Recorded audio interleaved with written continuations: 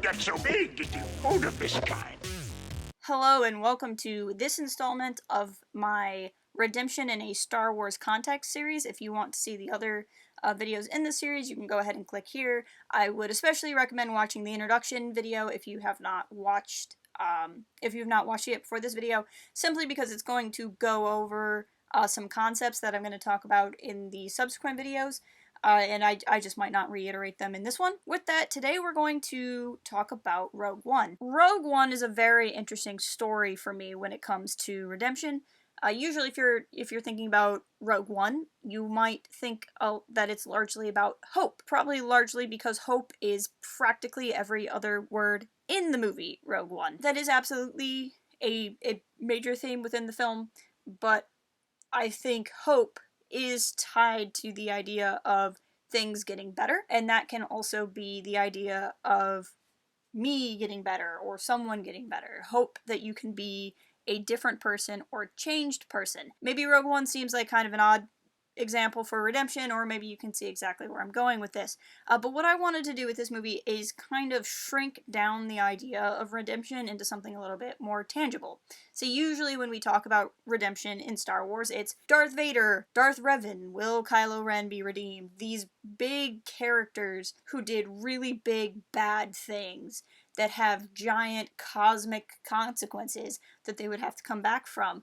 And it can feel like such a big topic at that point, and the idea of how can someone ever make up for allowing Alderaan to be destroyed or killing however many younglings. But Rogue One has a much more grounded sense of redemption, almost like this micro sense of redemption, the tiny little redemptions that a person needs every single day. The case of the characters in Rogue One are dealing with these smaller redemptions that are not about being lost in a dark abyss and coming back, but something that's more in line with something you and I might go through within our lives, but it is much the same process. And my hope is, in talking about this kind of smaller scale redemption, that we can then apply that to some bigger characters that we might get to later on in the series. But at any rate, I think it's just something interesting to talk about, and I haven't talked about Rogue One a lot on this channel, so it was a good kind of entry point. I want to talk about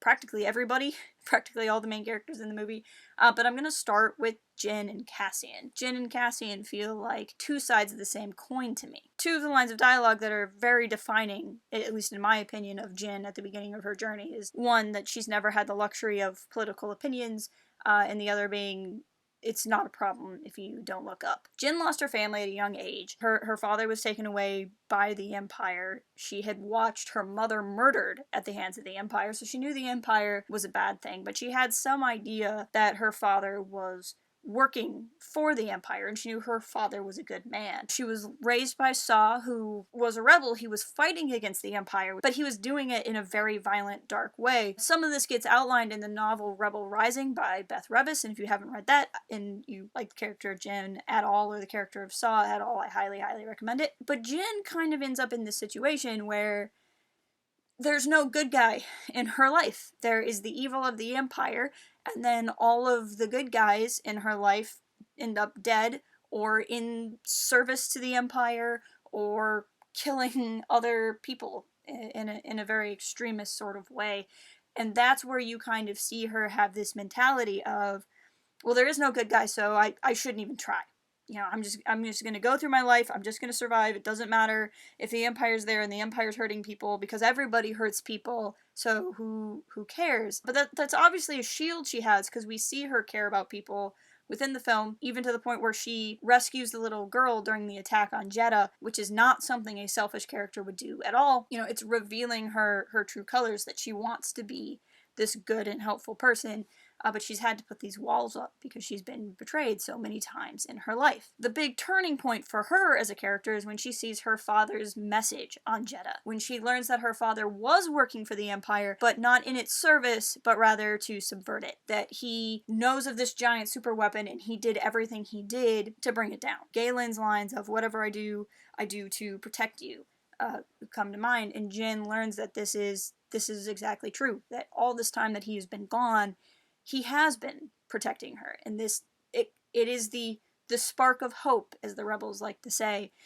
within her, and then actually getting to see her father is a massive turning point for her in caring again and kind of having her open heart. Now, what does Jyn need to be redeemed from? Again, remember, this is not to say that her crimes or sins or what have you are on the same scale as Darth Vader, but she, at least from what we know in in the movie, she has a criminal rap sheet. She has committed crimes, but largely it's this idea that she decided to step back and let bad things happen because she couldn't handle it.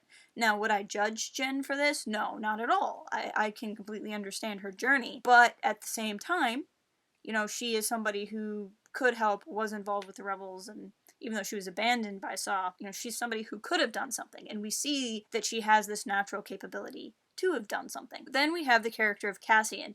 Like I said, Cassian is kind of the flip side.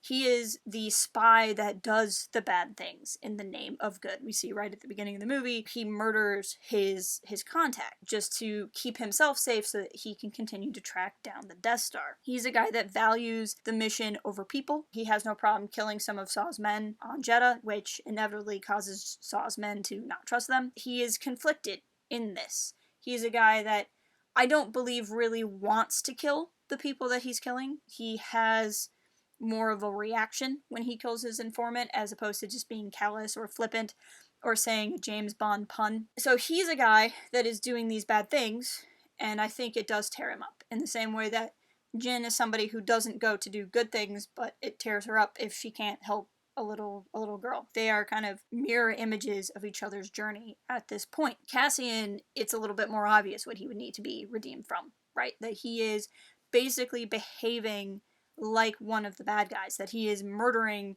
in service to what he's trying to accomplish. Now, because he's a spy and because he's in such high risk situations, it's a kind of a thing where if you don't follow the mission, you end up dead. If you don't stick to the plan, you end up dead. If you get emotionally involved, you end up dead. So Cassian is trying to survive so that he can ultimately help the rebellion. Cassian is a little harder to be sympathetic to than Jyn, but I find myself sympathetic to his plight just the same, because we know he's trying to be a good guy, and he's somebody that has gone through a lot of hardship. He says in the movie, I've been in the fight since I was 6 years old. He was a separatist before he was in the rebellion, so he is not a Republic guy who's turning on the Empire. He is somebody who was under separatist control. And while the Separatist Alliance, the people in charge of it, your Wat Tambors, your Poggle the Lessers, your Nute Gonrays, your Count Dooku's, while they were manipulating people, the regular people in the Separatist army were just regular people who were suffering under the corruption of the Republic. So he's a guy that is doing things that are actively bad as opposed to passively allowing bad to happen, but still somebody that I'm not sure I would judge in his particular place, because I don't know that I would actually, well, I'd be a really bad spy. I'd die in like my first mission, but if I somehow managed to survive, I can't say that I would be any different than him. He even has a mirror image line to Galen, where Galen says, everything I do to protect you. Cassian says, everything I did for the rebellion. So it's this kind of Andor to Urso family pattern matching, if you will. Everything Galen did was for Jyn, and everything that Cassian does is for the rebellion, and that there's this idea of this greater purpose within the two characters. What I like about team up between Jyn and Cassian is that they find each other on these opposite sides. The woman who would just never look up, and the man who could never look back, without either of them falling into such intense judgment over themselves for the path that they are on and the path they know is questionable. And when they find each other, you have the woman who avoided the fight and the man who had been lost to the fight. And with each other, they begin to care again. We see how this comes about, where Cassian's big turning point is, does he kill Galen or not? That's the point where his personal attachment to trusting Jyn, to what, being a part of the rebellion instead of being, in the shadows, is doing to him, he chooses to trust Jin. Now everything kind of goes to pot because the rebellion attacks anyway, but he does, put his blaster down and choose to let Galen live and to trust Jin in that moment. And then later on, he helps Jin make the same choice. Jin could kill Krennic, the man she watched murder her mother, and instead they walk away, and even though they are killing a lot of Imperials on Scarif, it doesn't become about revenge, it becomes about stopping the Death Star. And they walk into a fight. Jin chooses to fight. Cassian chooses to fight the right fight. So they are still choosing action, but then they walk away from the action that would only be personal, that would only be vengeful, that taking justice out on Krennic would feel good for them in the short term, but would be them falling to the dark side, or at least what a non-Force user could experience as the dark side. And so that pattern is really moving to me, that you have the guy who would kill his own ally in the streets to helping his friend, or however they saw each other at that point, from having blood on her hands. Not innocent blood, but blood taken from a state that it couldn't defend himself. And theirs, to me, is the biggest, best outlined, most compelling redemption story. But really, everybody within the Rogue One crew has a redemption story. Everyone except Chirrut, who is just a pure being that we should all protect because Chirrut is the best. You have Baze, who is with Chirrut, and he is somebody who used to be a guardian of the will. He was once the most devoted guardian of us all, Chirrut himself says, but he doesn't follow the Force anymore. He uses a gun, which, while not necessarily said in the film, we as Star Wars fans know that guns are so uncivilized compared to, lightsabers, but we also see Chirrut largely using a melee weapon, though he does fire from it sometimes. And his death is really interesting within the story. Baze is moved when Chirrut dies. He watches Chirrut do something miraculous, something that Baze has to know could only be done at the Force's will. Chirrut slowly walking across the battlefield, not getting shot so that he's able to flip the switch, is a miracle. And it's one he can't deny. He goes over to Chirrut and he chooses to console his friend as he passes. And he does, "The Force is with me and I'm one with the Force. The Force is with me and I'm one with the Force," as Chirrut dies. And that's good for Chirrut, and it would be easy for us to think that he's just affirming belief in the Force to please Chirrut as he passes. But then as Chirrut dies, Baze gets up and he goes to shoot a couple of more stormtroopers on his way out, and he's still doing this light side chant. And it's a very interesting dichotomy where Baze is just mowing down Imperials with fervor, but he's chanting that light side chant that we all know so well. "I'm one with the Force and the Force is with me. I'm one with the Force and the Force is with me." So even though we're seeing a vengeful action from him, to me the fact that he's still chanting that is a sign that he has had a change of heart. And even when he ultimately dies, he is at peace.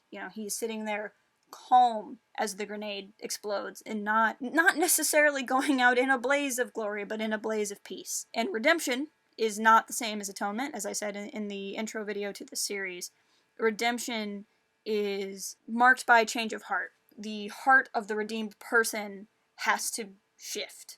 Atonement is acts that a changed heart can do, but it is not the acts itself.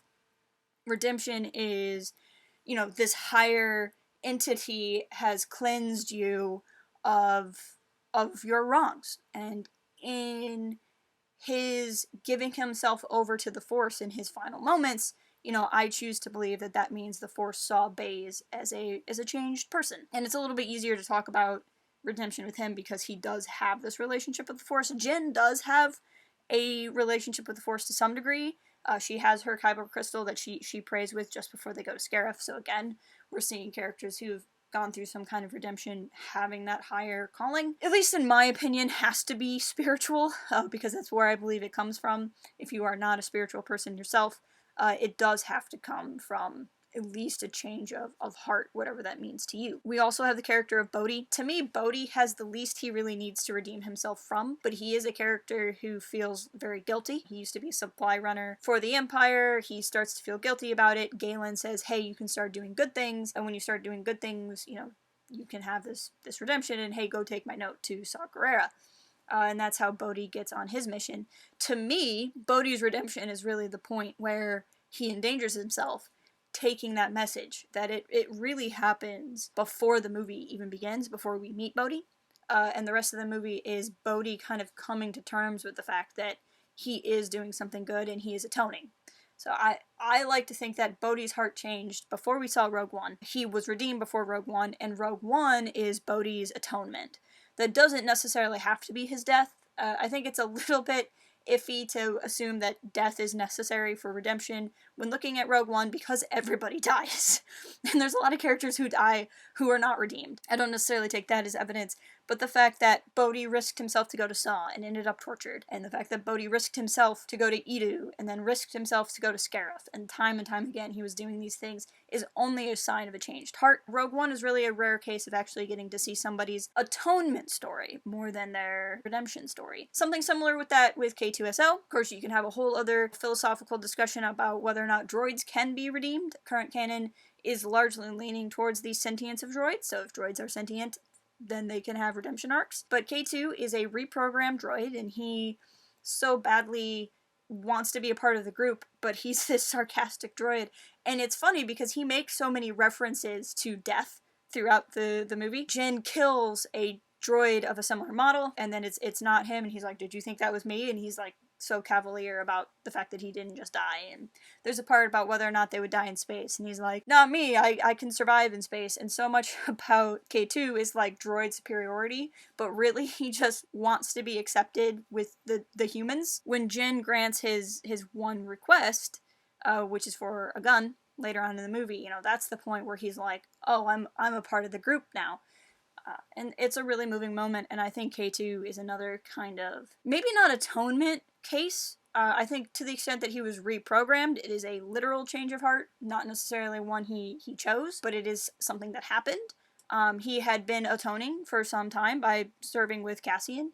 I think that with K2 we see the acceptance part of redemption, this idea that you used to be someone who's bad and being welcomed into the group. And we see that too with Bodhi. Bodhi is a part of the group, and Bodhi even gets to name Rogue One. So we see these redeemed characters, though they ultimately meet bad ends, getting group acceptance, which I think is really important to the story. Now finally, I want to talk about Galen. Galen is not in the Rogue One crew, but he's an integral part to the story. And his line is, whatever I do to protect you. Galen's big characteristic is that he can't lie. If you've read Catalyst by James Luceno, you know that. Catalyst is another tie-in novel to Rogue One, and it is fantastic. Reading Catalyst will completely change how you see Galen and Krennic and all of their interactions within the movie. But you learn that Galen can't lie. And so that's his line, you know, in his hologram of, I did what no one would expect, I lied. He claims that Krennic didn't need him to complete the project, and that him leaving the project would have done no good. But Galen is not necessarily a guy that needed to be redeemed insofar that his heart was never in the wrong place. He's a case of somebody doing things that he thinks are good that have unintended bad consequences.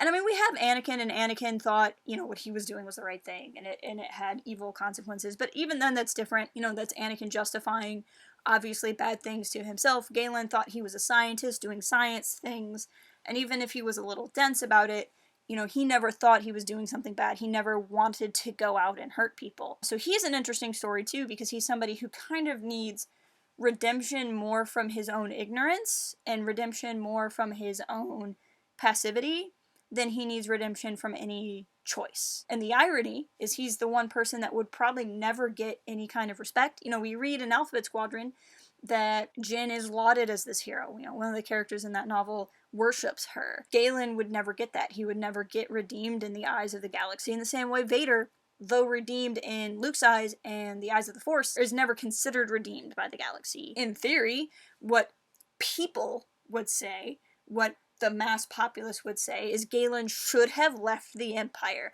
How could you be in the Empire if you knew they were making a planet killer? And anything else you did is just an excuse, and we're not going to believe a single thing you say, and we're just going to assume the worst about you. And there's good reason. There's more people who lie to themselves so they can commit evil than there are people who lie to evil so that they can stop it. Understandable, but Galen would never really get that same kind of galactic redemption. I think that's okay. I think he would have chosen things to go how they went. if it meant that Jen found herself again. You know, obviously he would hope that she would have had more of a life, but I think that Galen understood that he would always be known as evil, and he chose to do something anyway. And then in the movie you also get cases of failed redemption. You know, we have the character of Saw, who was a good guy, but he's descended into madness. He's become an extremist. He kills people that don't need to be killed, in the name of freedom. He tortures Bodhi. He's become paranoid. And at the end of the movie, he doesn't necessarily get redeemed, I don't think. I don't know that we see Saw I don't know that we witness Saw having this moment of, hey, the spirit in which I did all of these things was wrong, I'm going to be a different person, and that's why he chooses to die. You know, he says, I will no longer run. I think he's realized that he's not contributing to the fight, and he just stops. And that's an interesting thing too, alongside of all these other journeys. And then of course you have characters like Krennic, who, or Tarkin, who are bad and die bad. One of the things I find most interesting about Rogue One is that you get all these journeys trying to get to the same destination, but they're such different paths. You know, you see the person who needs to be redeemed from inaction. You need to see the person who needs to be redeemed from controversial action. You get the person who needs to be redeemed from perceived action, and the person from just compliance. While I do look at the story as a story of hope, I see that hope as the light at the end of the tunnel for people who are seeking to change their lives, for not being happy with who they've become and who they see in the mirror. And the fact that it's done on this very tangible level where I can't imagine even being able to destroy a whole planet if I tried, much less have the capacity to do that, to understand Vader's redemption arc. But I can understand being so overburdened by so many things around me that I look the other way when atrocities happen, or that in trying to do the right thing, I do it the wrong way. And it's scary to think that I could do those things, but it makes it so much more compelling to watch the characters in Rogue One. So that's my look at kind of ground level, micro redemption stories within Star Wars. Let me know in the comments what you think, your thoughts on anything that was talked about here. I will try to start making these videos more regularly again within this series, but as we hit the Rise of Skywalker, there's going to be so much content that I want to do too. So I will try to do this again sooner, but I promise to do more whenever those come. If you're not already, please follow us on all of the socials. And until next time, keep it real and fly casual. Cooking can be fun.